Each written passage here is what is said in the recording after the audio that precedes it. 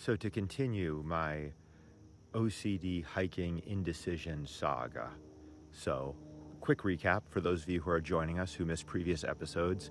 I have decision-making OCD, much better, but it flared up several days ago, trying to decide which day to go for a hike.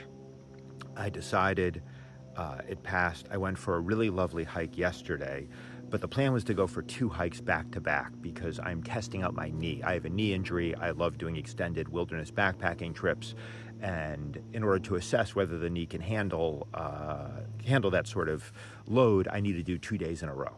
So I was going to go for a hike today, and I was going to go to the same place I went yesterday, which is something I often do. When I find something I love, I repeat it because it feels safer.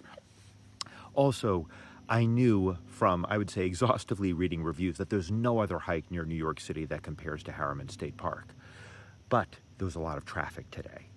And I was like, you know what? I'll go for this other hike, Southern Mountain Reservation. I've never been. It doesn't look as spectacular, but it seems nice. And it'll save me probably an hour round trip in the car. And I did that. And I'm experiencing intense regret. It's fine, but it's not nearly as magical as Harriman State Park. And so what I'm doing is I'm really tuning into the feeling, the sadness, the loss, the grief. Because what the OCD tendency to do is to go into my head and either try to console myself like, well, it's not quite as nice, but it's still nice. Or, well, if you'd gone on the other hike, you'd probably be second guessing that. These sort of consoling thoughts, or in other words, reassuring thoughts, will keep me stuck in this cycle, even though they promise momentary relief. In the same vein, beating myself up, oh, you made a huge mistake, this is catastrophic, this is terrible, also keeps me in the cycle. The way out of the cycle is to feel the feeling that both of those thoughts, the reassuring thoughts and the self-flagellating thoughts, are designed to protect me from. Maybe they're not designed, that implies, well, but that's, well, I think that's sort of the incentive to go to those thoughts, is they protect me from the feeling, which, of course, is wordless, like all feelings. Grief, loss. And as soon as I connect to that feeling, I realize that, of course, this grief is not just about going on a less than ideal hike.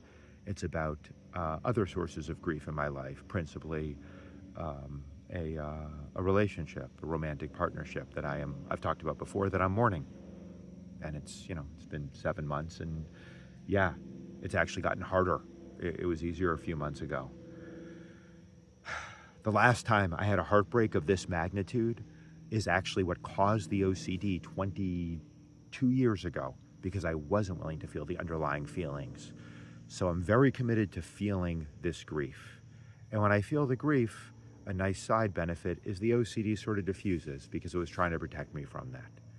So, yeah, this may be the final episode in the hiking saga, at least this installment. I'll probably have more.